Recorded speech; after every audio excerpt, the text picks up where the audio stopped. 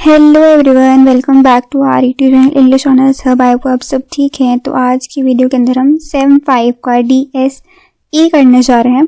इसमें आज हम करेंगे टू किल अ मॉकिंग बर्ड, जिसको लिखा है हार्पर ली ने। तो स्टार्ट करते हैं अपना video with about the author, जो कि एग्जैक्टली आप जिसके बारे में सोच रहे हैं एग्जाम पॉइंट ऑफ व्यू, उसके लिए बहुत ज़्यादा इम्पॉर्टेंट है। तो ये आ गया हमारा अबाउट द ऑथर। इसमें हम देखते हैं जो हमारी ऑथर थी, जिनके फादर थे लॉयर, उनका और जो एटिकस फिंच है हमारी नॉवेल में, बहुत क्लोज इंस्पिरेशन लिया है उन्होंने उनसे।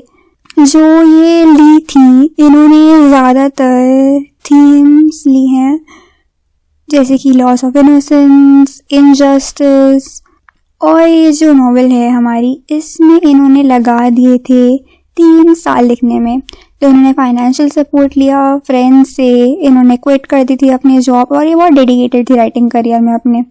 तो बहुत ज़्यादा सक्सेस के बाद इन्होंने सोचा कि इनको प्राइवेट लाइफ चाहिए। इन्होंने कोई इंटरव्यू नहीं दिया, ज़्यादा पब्लिक अपीयरेंस नहीं दी। इसके बाद जितनी फेमस हो गई थी, उसके बाद इन्होंने बिल्कुल लॉक हो गई थी अकेले। इनके बस 2 ही वर्क्स हैं, to kill a mockingbird and उसका sequel go set a watchman. तो चलिए स्टार्ट करते हैं टू किल अ मॉकिंग बर्ड।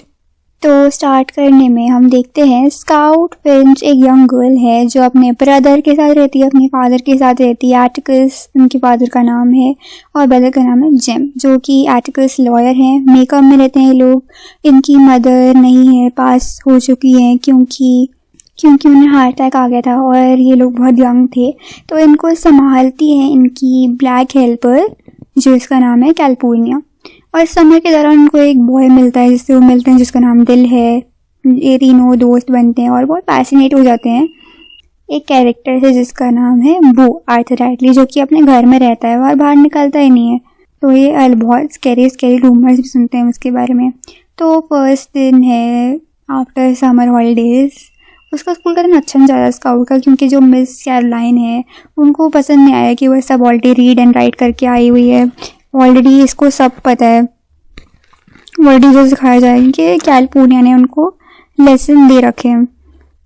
दिल फिर से आता है, ये लोग फिर से गॉसिप करते हैं बू राइडली के बारे में। मिस मॉडी जो उनकी वहीं पे रहती है, तो बोलती है कि ये सब झूठ है, जो ये सब अफवाहें चल रही हैं बू राइडली के बारे में। बेसिकली बहुत अच्छा इंसान है और उसके फादर बैप्टिस्ट हैं, इसलिए वो इसको बाहर निकलने नहीं देते। एक रात क्या होता है, राइडली बैक यार्ड में जाते हैं ये तीनों बच्चे। वो एकदम डर जाते हैं और वहाँ पे जेम अपनी पैंट लूज कर लेता है जाते समय। फिर जब वापस जाता है तो उसको अपनी पैंट फोल्डेड मिलती है। तो वो सोचते हैं कि वो स्मॉल गिफ्ट रखेंगे वहाँ पे एक ट्री के वहाँ पे। बट नेक्स्ट दिन वो होल ऑलरेडी फिल्ड हो रहा होता है, किसी ने फिल कर दिया होता है। उसी दिन मिसेस राइडली की डेथ हो जाती है और स्नो पहली बार हुई है उस टाइम पे, और ये दोनों स्नोमैन बनाते हैं।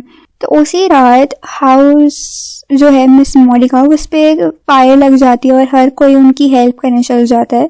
और जब स्काउट ये सब देख रही है, किसी ने उसके ऊपर ब्लैंकेट रख दिया है, तो वो रियलाइज करते हैं ये तो बू राइडली है जिसने रखा है, बिना नोटिस करे कैसे रख दिया इसने। अब स्कूल का टाइम आ गया है। स्कूल के दिन एक सेसिल जैकब्स नाम के एक बॉय स्काउट का फन उड़ाता है, क्योंकि उसके जो फादर हैं एटिकस, वो डिपेंड करें ब्लैक मैन को। ये बहुत बड़ी बात तब थी क्योंकि बहुत ज़्यादा रेशियल डिस्क्रिमिनेशन चल रहा था। तो हम सबसे पहली थीम देख सकते हैं हमारे इस नॉवेल की, जो कि है रेसिज्म, जो पूरे नॉवेल में आपको एविडेंट होने वाली है। एटिकस मना करता है कि लैंग्वेज मत यूज़ करो, क्योंकि हाँ मैं डिपेंड कर रहा हूँ टॉम को, क्योंकि वो बिल्कुल सही है, उसने कुछ गलत नहीं किया है। तो अब आता है क्रिसमस के दौरान वो अंकल फिंच की लैंडिंग पे जाते हैं, उनके घर जाते हैं जहाँ पे उन्हें अलेक्जेंड्रा मिलती है। एंड को पसंद नहीं करती हमारी स्काउट, और वहाँ पे उनका एक भाई मिलता है फ्रांसिस, जो कि एटिकस को नाइगर लवर बोलता है। एकदम स्काउट गुस्सा हो जाती है और उसे पंच करती है। अंकल जैक बहुत डांटते हैं, और क्योंकि उनको पता ही नहीं है उसने क्या किया है। बाद में जब उन्हें पता चलता है तो वो अंडरस्टैंड करते हैं, हाँ सही किया इसने। स्काउट सुन लेती है कि उसके फादर और जैक बात करें कि कैसे लोग रिएक्ट करेंगे, हेट फैलाएंगे एटिकस के, क्योंकि वो डिफेंड कर रहा है टॉम को, जो कि एक ब्लैक है। इसी बात से स्काउट और जेम सोचते हैं उनके फादर कितने फिजिकली वीक हैं, क्योंकि वो बहुत ओल्डर हैं बाकी फादर से जो कि उनके फ्रेंड्स ग्रुप में है। तो एक दिन वो जेम को बताते हैं कभी किसी बर्ड को, मॉकिंग बर्ड को, किसी इनोसेंट बर्ड को मत मारना, क्योंकि वो खाली जॉय ब्रिंग करती हैं। तो इधर हम देखेंगे पूरी नॉवेल में वो समझाना चाहते हैं टॉम रॉबिन्सन और आर्थर एडली, ये दोनों ऐसे इनोसेंट है जिनको पूरी सोसाइटी ने परेशान कर रखा है। एक दिन एक रेबिट डॉग टिम जॉनसन आता है, कहीं से निकल के आता है। आर्टिकल्स सरप्राइजिंगली उसे शूट कर देता है और ये बच्चे उससे बहुत सरप्राइजिंगली शॉक हो जाते हैं चीज़ देख के। बाद में एक नेबर आती है मिसेस डुबोस, जो बहुत इंसल्ट करती है आर्टिकल्स की। जेम बहुत एंग्री हो जाता है एंड देन वो उसके फ्लावर्स बिगाड़ देता है।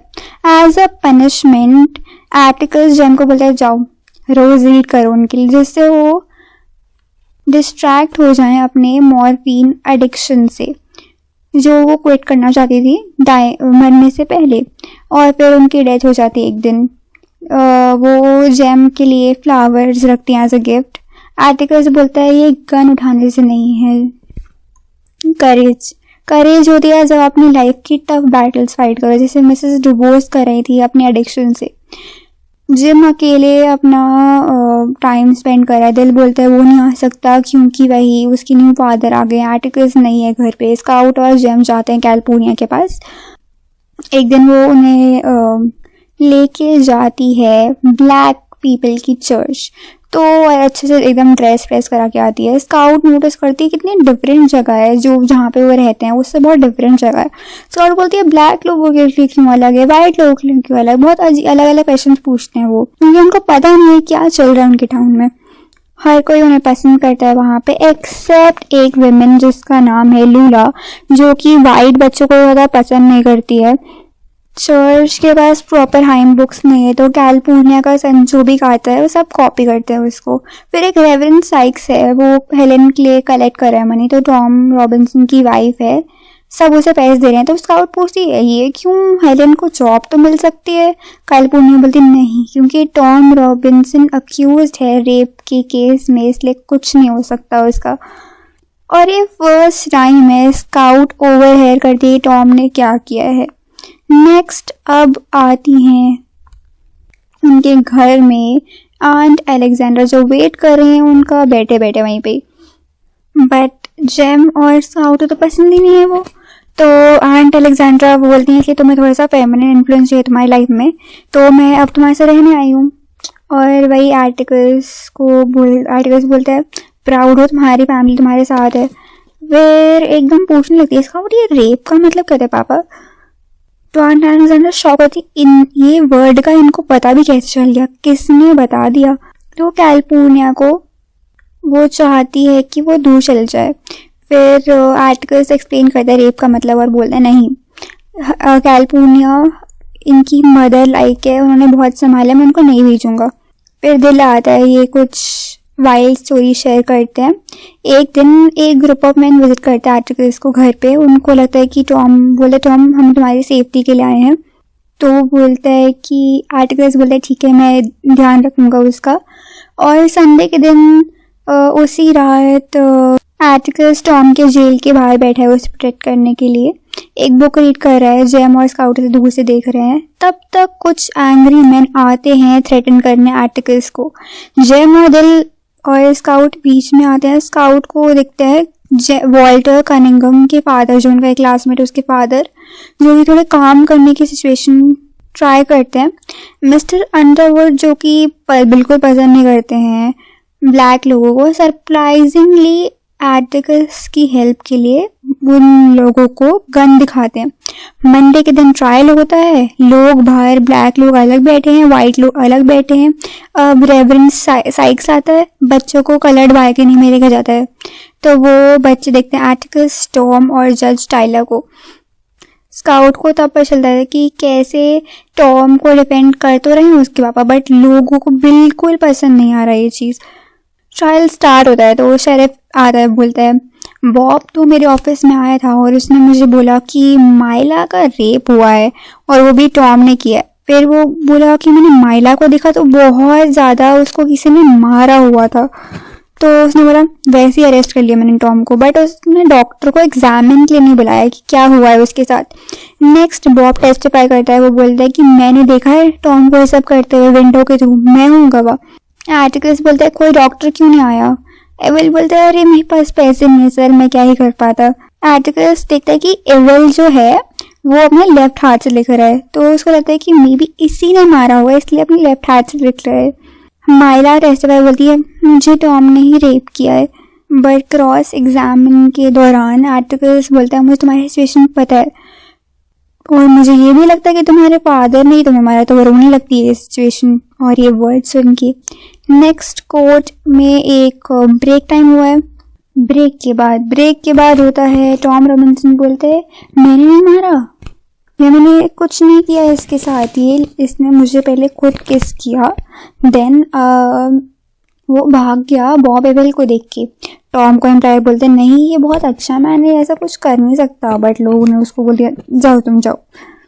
दिल बहुत इमोशनल बन गया जो चल रहा है ये कोर्ट में अगेंस्ट टॉम, और बहुत सिक फील करने लगा और बाहर निकल गया स्काउट के साथ। स्काउट बोलती है आफ्टर ऑल वो नीग्रो है, बट मुझे समझ नहीं आया कि इन लोगों के साथ ऐसा क्यों ही होता है इनके टाउन में, उसको रेसिज्म का मतलब ही नहीं पता था। दिल और स्काउट वापस चले गए आर्टिकल्स की स्पीच के लिए। आर्टिकल्स बोलता है माइला और उसके फादर गलत एक्यूजेशंस लगा रहे हैं, बोलते हैं तुम्हें पता है कि आर्टिकल्स बोलता है कि देखो जूरी हो तुम्हें इक्वल होना चाहिए कोर्ट के लिए, ना कि किसी के साथ तुम्हें ज़्यादा सिंपैथी रखनी है, सब इक्वल हैं लॉ के सामने। कैलिफोर्निया एक नोट के साथ आते हैं आंट अलेक्जेंड्रा से वापस चल जाते हैं। जेम आखिरी सुनवाई तक रहता है। जूरी बोलती है टॉम गिल्टी है, उसी ने कुछ किया है। आर्टिकल्स बाहर निकलता है और जितने भी कलर्ड लोग हैं बालकनी में उसके लिए खड़े होते हैं, क्लैप करने का सोचते हैं। जेम बहुत रोता है, बोलता है ये लोग उसके साथ कैसे कर सकते हैं, मुझे पता है उसने कभी नहीं ऐसे किया। बोलते हैं कुछ नहीं है, ऐसा रोज होता है किसी न किसी के साथ। आर्टिकल समझाता है इंडस्ट्रीज हमारे टाउन में बहुत कॉमन है, तुम लोगों ने भी ये पहली बार नोटिस किया है। कैलिफोर्निया को फिर कुछ फूड मिलता है अपने घर के बाहर, और ये फूड ब्लैक फैमिलीज ने दिया है जो कि जिनके लिए खड़ा हुआ था। घर के वे में बॉब एवल अटैक करता है और थ्रेटन करता है आर्टिकल्स को कि केस छोड़ दो। आर्टिकल्स को फर्क नहीं पड़ता, वो बोलता है एवल को में भी एंगर निकालना था, मे बी एक वे उसके एंगर निकालने का। आर्टिकल्स होप करता है टॉम का केस फिर से खुले। जेम बहुत अपसेट है जूरी के डिसीजन से। स्काउट वॉल्टर कनिंगम को अब इनवाइट करना चाहती है। आंट बोलती नो बी अ वुमेन, लड़के नहीं आएंगे ऐसे कोई भी हमारे घर में। जेम सोचता है वो ना इस क्रुएलिटी की वजह से बाहर नहीं निकलता, इतना कुछ चल रहा है मुझे पता है इसकी वजह से नहीं निकलता होगा वो। आर्टिकल जल्दी चला जाता है घर से क्योंकि हेलेन को बताने की टॉम रॉबिन्सन की डेथ हो गई है, क्योंकि वो प्रिजन एस्केप ट्राई कर रहा था और उसको गोली मार दी गई। बॉब एवल अभी भी थ्रेटन कर रहा है आर्टिकल्स को। स्काउट बोलती है वो लोग जो अच्छाई की मूर्त अपने आप को समझते हैं वो एक्चुअली अच्छा है भी नहीं, क्योंकि उनको इनजस्टिस जो चल रहे हैं उनको फ़र्क नहीं पड़ता। टेंशन बढ़ जाती है टाउन में, बॉब की लॉस हो जाती है जॉब, वो ब्लेम करता है आर्टिकल्स को और हैरिस करता है टॉम की विडो हेलेन को। हैलोवीन की नाइट जेम और ये स्काउट स्कूल जाते हैं जहाँ पे सेसिल जैकोब उनको डराता है, और घर आते समय उनको लगता है कि उनको कोई फॉलो कर रहा है डार्क में। तो उनको लगता है सेसिल ने कोई प्रैंक की फिर से प्ले करने वाला है हम पे, बट अटैक कर देता उनको पीछे से कोई। जेम बोलते तुम जाओ बाहर, मतलब रन करो, कोई हेल्प लाओ मेरे लिए, बट वो गिर जाती है एकदम। वो जब गिरती है उसे कुछ आवाज़ सुनाई देती है और वो जेम को ढूंढ रही है और वो गिर जाती है किसी के ऊपर, और वो देखती है कोई मैन कैरी करा है जेम को घर। डॉक्टर और शेरिफ आते हैं मतलब घर। जेम का आर्म गिरा हुआ है, ब्रोकन है सॉरी। शेरिफ को बॉब एवल की बॉडी मिलती है नाइफ के साथ वहाँ पे, और स्काउट के कॉस्ट्यूम के ऊपर कुछ नाइफ के मार्क्स है। रिवील करता है कि बॉब उनको मारना चाहता था। तो एकदम बोलती है कि उसने किसी क्वाइट मैन को देखा था कुछ तो करते हुए। वो बोलती है अरे वो हमारा नेबर भूत नहीं। बोलते है अरे बू ने शायद से हमें बचाया है। और वो बोलती है फाइनली जिसके बारे में सोचती थी इतना उसने मुझे बचाया है, वाओ। आर्टिकस बोलता है वो बू नहीं, उनको मिस्टर आर्थर बुलाओ बेटा। तो वो स्काउट जाती है, आर्थर के साइड में बैठ जाती है। आर्टिकस और हेक्टेट बात कर रहे हैं बॉब एबेल की डेथ के बारे में। आर्टिकस को लगता है कि मे बी जेम ने कुछ सेल्फ डिफेंस में किया हो। हेक्टेट बोलता है नहीं वो खुद ही शायद से गिर गया हो, और वो हिंट कर रहा है कि नहीं आर्थर एडलिंग ने बचाया। बोलता है कोई क्राइम नहीं है अगर आप किसी क्राइम को प्रिवेंट करना चाह रहे हो तो, क्योंकि वो प्रिवेंट करना चाहता है आर्थर को इस सब अटेंशन से बचाने के लिए। आर्टिकल्स थैंक करता है आर्थर को। स्काउट सेंस करता है कि मे बी आर्थर देखना चाहता है जेम को। वो मिलते हैं स्काउट को। अब जब वो चला जाता है वो उसको हमेशा से लग रहा है, वो बोलती है मुझे हमेशा से लगता रहा कि वो ऐसा वैसा है, बट वो नहीं, हमेशा वो हमारे लिए एज अ लविंग फादर खड़ा रहा, उसने हमारी हमेशा हेल्प की है। अब वो एक न्यू कनेक्शन उसे मिल गया है उसके नेबर के साथ। अब हमारी यहाँ पे फाइनली स्टोरी ख़त्म होती है, but for exam point of view themes बचे हैं। सबसे पहले रेशियल डिस्क्रिमिनेशन जिसकी वजह से टॉम की डेथ हो गई। लॉस ऑफ इनोसेंस जब बच्चों को पता चलता है कि क्या क्या टाउन में हो रही हैं इनजस्टिस, उन्हें हार्श रियलिटीज ग्रोन अप की पता चलती हैं। करेज एंड मोरालिटी, आर्टिकल्स के थ्रू हम करेज एंड मोरालिटी देखते हैं कैसे उसने अपनी कम्युनिटी के अगेंस्ट जाकर टॉम रॉबिन्सन को बचाया। एंड देन हमारा ये ख़त्म होता है। एंड आई होप आपको ये तब जितना भी मैंने पढ़ा है ये सब अच्छे से समझ में आ गया और आपको PDF हमारे टेलीग्राम चैनल पे भी मिल जाएगा। तो चलिए देखिए वहाँ पे ले लीजिएगा ये वाला। And till then thanks watching, bye bye. खत्म, bye bye, tata, good bye.